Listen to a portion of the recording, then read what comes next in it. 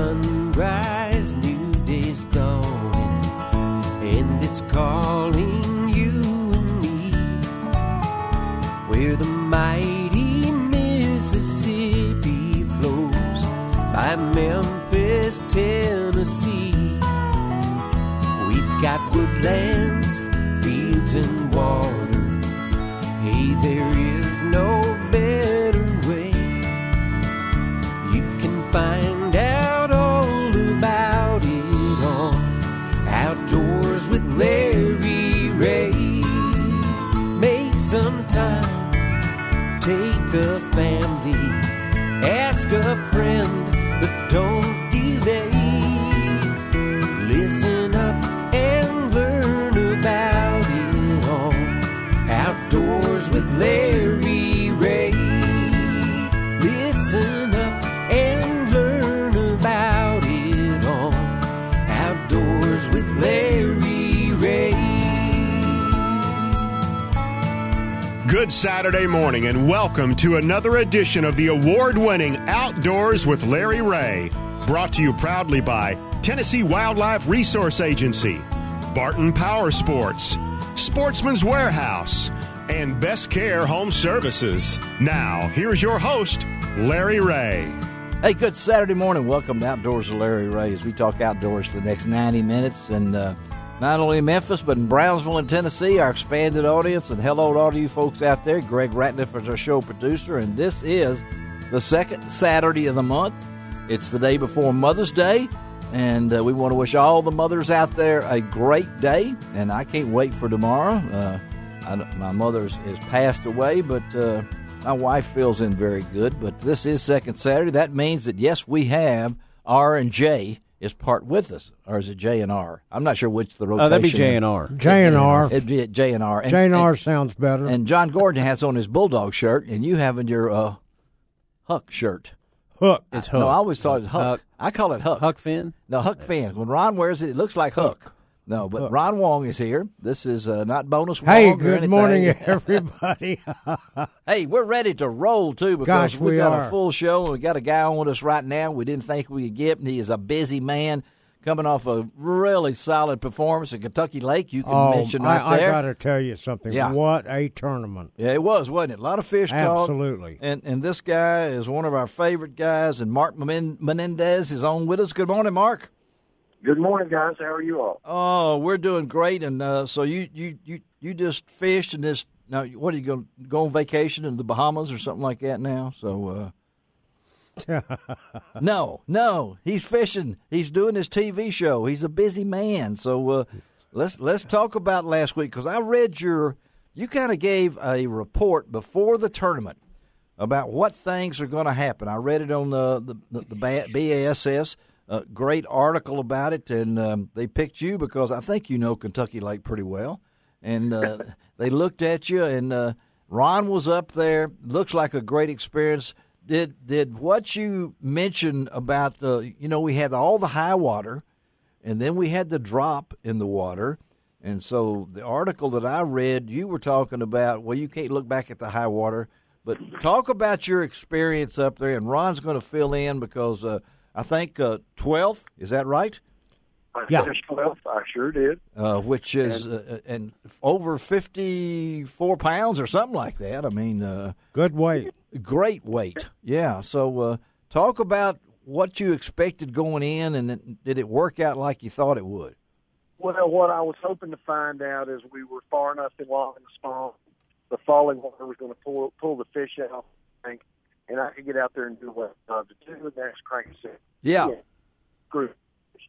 And it was coming after a day or two, and they would come to me like that. Oh, So what I ended up doing yeah. with all the clear water conditions, with all the zebra mussels we have in Kentucky Lake, I ran all my homeland the first day of practice, and I didn't catch much, Larry. Huh. So I knew that the fish were probably still in the bushes and relating to the shallow water. So I went to find the dirtiest water I could find to get my flipping stick out and big heavy line and fish bushes. And I immediately figured out I could get a few bites doing that. But I went to areas that I had never fished before in my life. Come on. I didn't want to fall into the trap of being a local. Right. So I went to those areas and fished those muddy water areas and fished them for the first time, and that kept my mind in the game, making adjustments, and it worked out really well. I started the tournament with a black Strike King spinnerbait. When's the last time you heard anybody throwing a black spinnerbait? No kidding. And then I caught 16 pounds in about 15 minutes the first day, Ooh. and I spent the rest of the day practicing. Okay. Yeah. And I developed a few more areas, and then I picked up a small Strike King game hog and flipped it the remainder of the tournament. And to my dismay, Larry, I caught very, very few fish under the 15-inch size limit. I'm very concerned about the upcoming bass population. I did not catch many small fish. So, Kentucky Lake is near and dear to all of our hearts. It's a wonderful place, but I really believe we've got some hard times ahead of us. Well, you just hit on a note, because on May 24th, the TWRA is meeting at Paris, Tennessee, to talk not only about the Asian carp, but they're going to mention just what you said. They're going to talk about the bass population, because I've heard reports this week. I've done a story for the Commercial Appeal for this Sunday on the Asian carp, but there's also, let's don't forget the species that made that lake famous, of the bass and the crappie. And absolutely, you're saying exactly what Steve McAdams said, Jim Perry, Tommy Aiken, all these guys are saying, hey, let's don't forget. Frank Fisk, with fisheries biologist for TWRA, has already talked about it. We had a chance to listen to him. But, Mark, you're exactly right. And, a lot of anglers echoed what you said on stage about the fish population and how many bites they were getting a day. That's right. 6, 7, 8 bites a day. I didn't get that, Ron. In 7 days of fishing, I got 32 keeper bites. 32 in that much time. I did not catch 32 undersized bass. Now, I caught several crappie while I was flipping that small plastic game hog. Yeah. And I could read a newspaper through them. Yeah, that's what I hear. Small and thin and no bulk to them. And I would give anybody a crisp $100 bill if they could provide me a 5-gallon bucket full of threadfin shad. I never saw one all week. That's pretty amazing. That is amazing. Yeah. We have a real problem in the fact that we do have the Asian carp. Yeah. That we have a new breeding population of grass carp. Yes. Yep.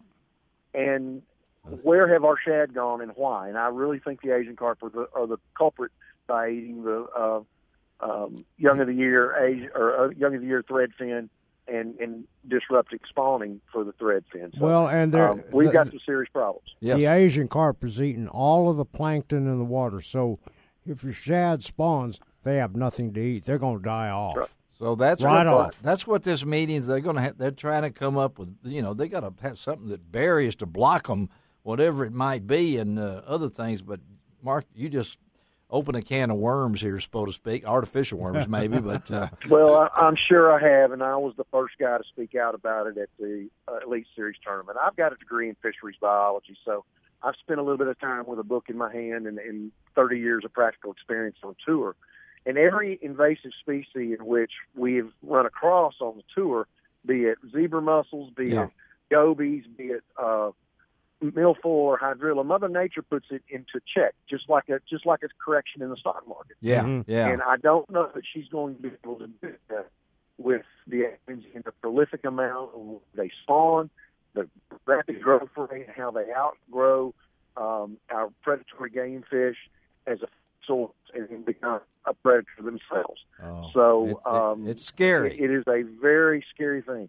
Paris Landing, Paris, Tennessee, Kentucky Dam, all of these places, they depend on the tourism dollar for their local economy. Yeah. And Kentucky Lake has been a big primary source of that.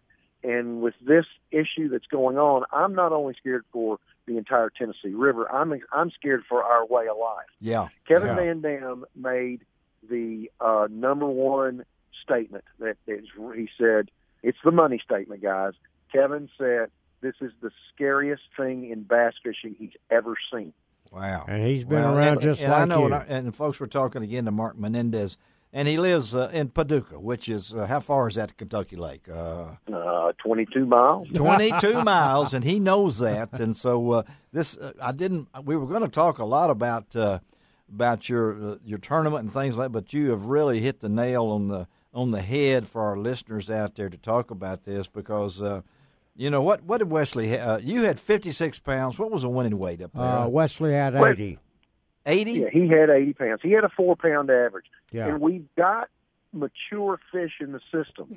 There are a lot of 3, 4, and 5 pound fish. Mm-hmm. Yeah. Which 80 pounds is respectable anywhere in the country, a 4-pound average. Well, yeah. But the problem is when these larger fish that are in the system move their way out of the system, these 4, 5, and 6 pounders die on out of the system, we have nothing to be recruited back to a larger size. No, absolutely. That's the inherent problem. Well, and he only averaged 7 to 8 bites a day. Well, I mean, he just said 32 bites is what he had all week. You think about that's all the bites you get at Kentucky Lake. That's not good. Well, I know this meeting, folks, if you've got nothing to do, May 24th, I know a lot of our folks here, Cooksey, I know, goes up there a lot. Now, all these people, 6:30 in the Enoch building at the fairgrounds, show up because they need to hear. The TWRA wants to hear from this. They want that Tim Broadbent will be there, and Mark is just golly. I mean, you've hit it right there. I'm going to try to be there, Larry. If my schedule will allow me, I'll be coming in from Texas. I'll have a long drive, and I may drive straight to Paris Landing from Sabine River. I know those folks respect you, Mark, and you know that. And when you say something like what you said and what Kevin said, those things like that. And, we're talking about the Cumberland River system, too. We're not just talking about Kentucky Lake and Barkley Lake. Larry, let me interrupt you.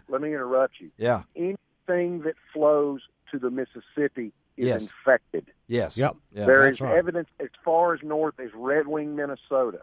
Man. There's evidence as far east on the Tennessee to Knoxville.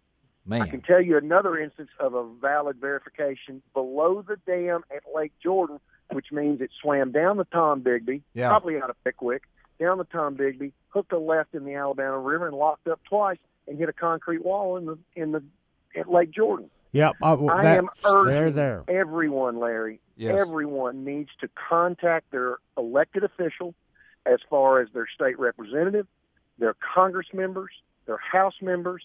Call the jailer. Every elected official you can, and we need to bind together as a unified voice. That's right. And bring this to focus. Without us as a group, fishing is one of the biggest economic values we have in this country. Yeah. And this is going to change our way of life. It's going to affect the boat manufacturers, the lure manufacturers, the hotel business, the grocery business. It is going to be a major shakeup. This is not for me. This is not for us, Larry. This is for our next or future generations. And after we don't get ahead of this now, our game fish species as we know them will be extinct. Well, I tell you what, Mark, now you got my. I thought about rolling up my sleeves here and get going, and everything. But Mark, thank you, buddy, for taking time. Folks, you could hear Mark's passion on this. And it's time in Herod Outdoors with Larry Ray. All you folks in Brownsville, all you folks in Jackson, mark May 24th on your calendar because I know it's going to affect us, but it's, no more fun and games with the Asian carp. Also, make mention of go out to Facebook and go and do a like on Mark's Facebook page. Yeah, and do that. Mark, thank you, buddy. We'll talk to you. Thank you, guys. I hope to see you at Paris in a few days. All right, buddy. Thank you. Let's take a break on Outdoors with Larry Ray and continue our conversation. We're going from Asian carp to snapping turtles. Be right back.